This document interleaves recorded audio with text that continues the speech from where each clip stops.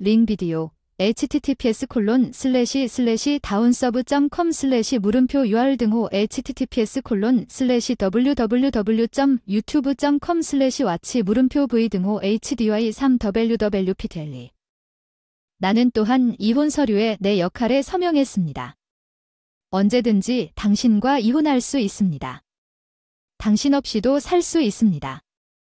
그가 자신의 이기적인 욕망을 위해 내 돈을 모두 쓴 후에는 그것으로 충분하다는 것을 이해합니까? 나는 그의 사회생활을 망칠 것이라고 스스로에게 맹세했습니다. 제 이름은 트레이시이고 올해 35세가 되었습니다. 최근 제 삶은 마침내 자리를 잡았고 평화로운 나날이 돌아왔습니다. 같은 회사에서 함께 일했던 어떤 친구가 되면서 모든 것이 시작되었습니다. 케빈이라는 사람이 나중에 제 친구가 되었습니다. 남편 케빈과 나는 그날도 회사 회식이 끝난 뒤에도 함께 술을 마실 정도로 친했다.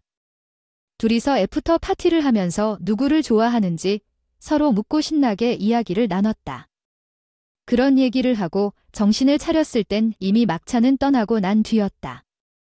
나는 그 당시 그 사람에게 관심이 있었고 그 사람도 나에게 꽤 관심을 갖고 있었던 것 같아 우리는 그 이후로 함께 밤 마을로 사라졌다. 막차가 없어서 같이 하룻밤을 보내고 데이트를 시작했어요. 그때 막 30이 되었는데 빨리 결혼하고 싶다는 생각이 들어서 이기적인 건 맞는데 우리 데이트할 거라면 말했죠. 이 나이에 결혼 생각하고 사귄다 물론 그 계획이라니 기쁘지만 프러포즈를 받기엔 좀 아쉽지 않나. 사귄 이후로 서로 웃으면서 사귀었지? 퇴근 후 함께 한잔하고 유급 휴가로 여행을 가던 어느 날 밤 식사를 마치고 조금은 고급스러운 야경이 있는 레스토랑에 예약을 하고 반지를 꺼내며 나에게 프러포즈를 하게 된 건 짐작이 가는데 나중에 가족끼리 만나 직장에 보고하고 너무 기뻤어요. 한 달 뒤에 결혼해서 직장에 있는 모든 분들의 축복을 받고 부모님도 같이 울면서 너무 행복했어요. 결혼해서 집을 빌려서 같이 살았는데 돈이 어디서 났냐고 물으니 부모님이 새 지을 수 있도록 지원해 주겠다고 제안하셨는데 어릴 때부터 저를 위해 저축해 오셨다고 하더군요. 그러면 그 돈으로 결혼할 때 집을 지을 생각이었나 보다. 나도 나중에 내 집이 갖고 싶었기 때문에 그때부터 너무 기뻤다. 후회하지 않고 마음먹고 부모님에게 일을 해달라고 부탁했는데 케빈과 결혼한 지 2년 후에 부모님이 직장을 그만두고 내 사업을 시작하고 싶다고 하셨어요. 어떻게 생각하시나요? 트레이시예요. 내 문제만이. 회사를 그만둘 생각은 없지만 창업을 하고 싶다면 내가 응원할게. 당연히 커플이니까 도와줄게. 조금 불안했는데 그러더라. 그때는 우리가 살 수 없게 되면 시댁에서 살 수 있었는데 부모님과 함께 살 수 있다는 허락과 마음의 평안을 얻었기 때문에 곧 직장을 그만두고 창업 후 외자 자영업자가 되었습니다. 사업은 첫 해에는 흑자를 냈지만 2년, 3년이 지나면서 사업이 적자에 빠지고 결국 수입만으로는 생활비를 감당할 수 없어 하게 됐다. 당신과 내 수입으로 끝낼 수 없기 때문에 부모님에게 새 집을 지으라고 요청해야 합니다. 미안하지만 그러면 우리는 집세를 내지 않아도 됩니다.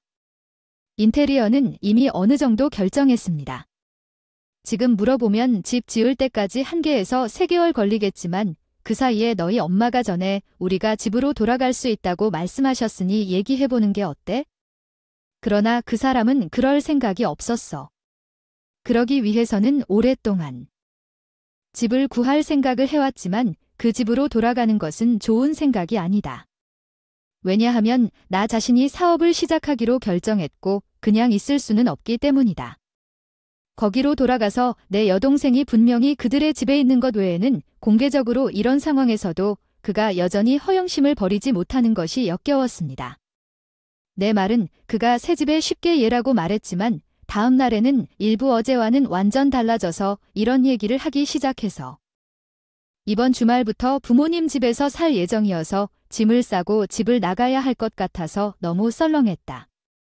파란색 그래서 무슨 일이냐고 물었더니 내가 자고 나서 엄마에게 전화해서 한동안 같이 살 수 있는지 알아보고 그랬더니 허락해 주신 것 같아서 부모님에게도 새 집에 대해 물어보고 이사 준비를 했어요. 시댁과 함께 남편이 우리를 아낌없이 환영해준다고 해서 그 말을 그대로 따르기로 했고, 당시에는 새 지어질 때까지 완공하고 나서 이게 지옥의 시작인지 몰랐다. 현집 계약 해지 수속을 위해 시댁으로 향했는데 시댁에 도착하니 상황이 이상했습니다. 남편이 따뜻하게 맞아준다고 했는데 왠지 분위기가 다른 것 같았어요. 어머니, 시누이와 형수님이 우리를 쳐다보시는데 좀 불안해서 둘 다 물어보니 내가 뭘 잘못한 걸까? 아직도 귀찮은 걸까? 냉랭하게 대했다. 짧은 시간이었지만 새로운 삶이었어. 어색한 긴장 속에서 시작된. 정말 힘들었다. 시어머니, 형수에게 미움을 받았고 쉬는 날 집에서 쉬고 있을 때 무슨 일이 있을 때마다 비아냥거렸다. 시어머니는 아들 벌어서 살 수 있다고 했는데 정말 여유롭지 않나요? 아, 무슨 소리예요? 엄마 케빈보다 시어머니와 누나보다 더 벌어요. 시댁이 왜 그런 거짓말을 하느냐고 하더군요. 자기네들 돈이 부족해서 어떻게 그런 거짓말을 할 수 있냐고 하더군요. 불평할 것도 없고 우리가 허락할 운이 좋은 것 같아요. 여기 있어라. 그 사람들은 내가 돈이 없다고 생각해서 남편에게 왜 그렇게 생각하는지 물었더니 트레이시가 돈을 덜 벌기 때문에 우리는 생계를 꾸릴 수 없다고 하더군요. 나는 열심히 노력하고 있지만 할 수 없습니다. 더 이상 이것이 내가 집에 도착했을 때 두 사람이 나를 쳐다본 이유를 설명합니다. 왜 그렇게 거짓말을 했는지 물었습니다. 엄마와 동생을 걱정시키고 싶지 않았고 그들에게 그런 말을 하는 것은 곤란할 것입니다. 내가 스스로 사업을 하기로 결정했을 때 실패했을 텐데 그 사람이 걱정하게 만들고 싶지 않은 건 이해하지만 형편없다는 변명은 말도 안 돼. 시어머니와 누나 시댁에서는 지금 우리가 지불하는 생활비가 모두 남편 지갑에서 나온다고 생각하는 것 같으니 냉소적이며 내가 집에서 쉬고 있을 때 나를 멀리하는 것도 일리가 있다. 집은 분명히 그의 돈으로 지을. 그들은 지어지면 함께 이사할 준비가 되어 있습니다. 나는 이것을 이해하지 못합니다. 새 집에 대한 비용을 지불하는 사람은 부모님이기도 합니다. 점점 더 혼란스러워져서 나를 미치게 만들었습니다. 둘 다 돈이 없어서 시어머니는 퇴직하고 연금 생활을 하고 있고 형수는 직장을 그만둔 뒤 완전 깔끔해서 돈이 있다고 생각해서 나를 욕한다. 트레이시 그 사람 돈 관리를 하고 있다고 들었는데 곧 친구들이랑 놀러 갈 예정인데 빌려주실 수 없나요? 갑자기 $337를 빌려주는 건 불가능해요. 당신은 너무 인색하지 않나요? 그때 제 처제도 합류했어요. 그래, 그 사람은 케빈한테 밥을 먹고 있는 거야. 그렇지? 내가 번 돈이 전부인데 왜 내가 진심으로 참을 수 없었다는 말을 들어야 하는데 남편이 대화에 끼어들더니 말하더군요. 내 돈이니까 인색하지 마. 알았어. 전혀 문제 없어. 엄마 평소대로 정말 고마워. 긴장을 푸는 방법을. 비해 넌 트레이시 케빈 누나한테 줄 거 없니? 내가 사고 싶어. 그리고 $25 정도 원해요. 알겠습니다. 지갑에 $25가 있습니다. 그렇지 않나요? 트레이시가 나에게 그것을 넘겨주라고 강요했던 것처럼 헛되이 빨리 그녀에게 주는데 게다가 그는 더 이상 당신에게 거짓말을 하는 것을 멈출 수 없는 것 같습니다.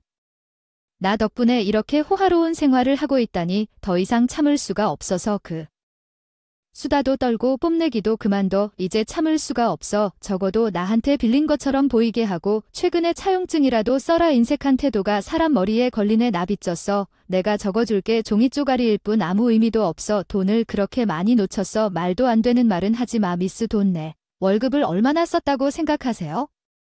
그렇게까지 갈 거면 이혼하시겠습니까? 난 언제든지 당신과 이혼할 수. 서류에 서명까지 했어요. 너 없이는 그걸로 충분하다는 걸 이해하지? 내가 너한테 차용증을 썼어. 내가 내 보너스 중 $3,375만 썼기 때문에 내가 너무 소란을 피우는구나. 그가 이 말을 했을 때 그는 마치 내 잘못이라고 말하는 것처럼 이혼 서류를 보여주며 나에게 차용증을 던졌다. 그는 전혀 후회하는 기미를 보이지 않습니다. 그는 단지 $3,375라고 말했지만 우리는 시댁에 온 지 한 달 정도밖에 안 왔습니다. 그들은 여름 보너스를 보냈습니다. 나는 그와 이혼할 수도 있었지만 어머니가 아직도 내가 남편 돈으로 먹고 살았다고 생각하는 시누이, 그때 남편이 내 돈을 자기 돈인 것처럼 쓰고 있는 현실을 보여주고 지옥에 갔으면 좋겠다고 했다. 먼저 복수를 준비하기 시작했다. 남편이 서명한 이혼 서류를 찾아보니 의외로 쉽게 찾았다. 내 편에 서명하고 시의회에 등록한 뒤 몰래 이혼을 마친 다음 남편에게 새 집은 완공되어 새 집으로 이사 준비를 하게 됐는데 그때 준 준공일은 물론 거짓말이었다. 이미 끝났다. 시어머니와 형수도 새 집에 매우 기뻐하는 듯 했다. 집남편 덕분에 다 자기 덕분이라고 하는 듯 잘난 척하는 남편의 모습에 웃음을 참으려고 애썼는데 그 사람은 내가 이미 그 사람과 이혼한 줄도 몰랐다. 저 새 놈들은 나중에 이 현실을 받아들이기 위해 어떤 표정을 지을 것인가. 나는 아버지에게 내 이름으로 지어달라고 부탁했다. 내 이름으로 지었다면 이혼 시 재산 분할에 문제가 될 것이기 때문이다. 아버지께서 새집이 완성됐다고 알려주셔서 마지막 이사를 마치고 점차적으로 짐들을 새집으로 옮겼습니다. 시댁에서 아무 말도 하지 않고 나왔습니다. 새집은 너무 편하고 내외관 모두 좋습니다. 역시 완벽해. 새집 냄새가 너무 좋다 생각하며 신나서 하루 종일 집안에서 지냈는데 밤에 전 남편한테 전화가 왔어. 야, 너 지금 어디야? 말도 안 되는 소리 하지 마세요. 당신의 통장이나 내 물건은 아무것도 남지 않았으니 당신이 상관할 일이 아니니 당신이 서명한 이혼 서류에 대해 나에게 감사해야 합니다. 왜냐하면 내가 서명하고 등록했기 때문입니다. 이제 우리는 이혼했기 때문에 더 이상 친척이 아닙니다. 야, 무슨 말이야. 나는 그것을 받아들이지 않는다. 야, 나는 그 사람 목소리를 들으면서 사냥을 했다. 에드가 계속 배를 올려서 그 사람의 거부하고 새 집에서 잘 잤다. 그날 이후로 집에서의 생활은 매우 편안했고 매일 상쾌하고 기분 좋은 아침을 보내고 있습니다. 부모님이 돈을 아껴주시고 모든 일을 도와주셔서 감사해서 부모님을 집으로 초대했습니다. 그날 파티를 위해 엄마와 나는 빌트인 키친에서 함께 요리를 했다. 음식이 준비되고 우리 셋이 막 건배를 하려고 할 때 인터폰이 울렸다. 인터콤 이미지를 보면 누가 왔는지 알 수 있다. 전 남편. 전처제 3인방이었는데 어떻게 이곳을 찾았나요? 전화를 받지 않아서 퇴근하고 따라가 보니 새 집은 이제부터 우리는 여기서 함께 살 거야. 어쨌든 문을 열면 전 시어머니가 나타나셨어. 이 집은 케빈 돈으로 지은 집이야. 내 것이 아니야. 너는 가진 것도 없는 아내야. 돈 그만해야지. 이제 빨리 문 열어. 잘 이제부터 먼저 알려줄게. 내가 너희들에게 준 돈은 내가 번 돈이었어. 저기 바보가 과시하고 고맙다고 했는데 그게 아니었어. 내 모든 돈 여기에 차용증 증거가 있어요. 게다가 난 이미 이혼해서 더 이상 친척이 아니죠. 그런데 전 남편이 잘난 척하는 표정으로 나타났어요. 야, 우리가 이혼했다는 걸 인정할게. 그리고 난 이 집 사는 돈까지 포함해서 지금까지 돈 다 갚은 건 인정하지만 결혼할 때 돈으로 이 집을 지은 거 알잖아요. 그래서 우리가 이혼하면 이 집을 낸 돈의 절반을 제가 받거든요. 재산 분할의 일부 이 집에서 나가고 싶지 않으면 지금 갚으세요. 나를 속이려고 한 것 같지만 잘 행동하기 전에 이 집은 내 부모님 이름으로 지어졌고 부모님 돈으로 지은 것이 아닙니다. 왜 그런 생각을 하게 됐는지 알겠지만 그 사람들 돈으로 지은 집은 이혼할 때 재산 분할에 반영이 안 되는 거 아니야. 그리고 잘난 표정으로 다.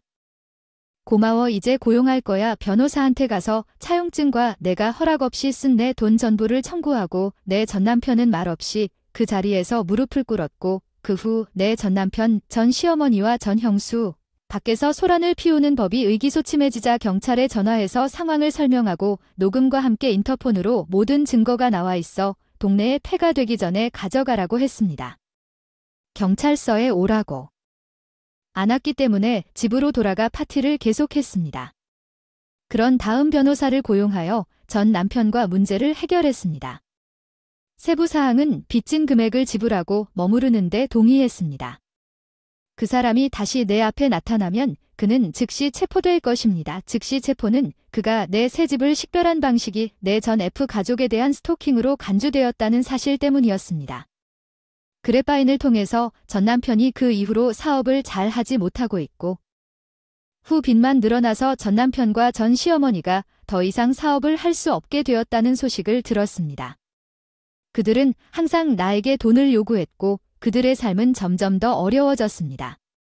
결국 그들은 집을 팔고 허름한 아파트에서 살기 시작했습니다. 나는 그들이 마땅히 받아야 할 것을 정말로 얻고 있는 것 같은 느낌이 듭니다.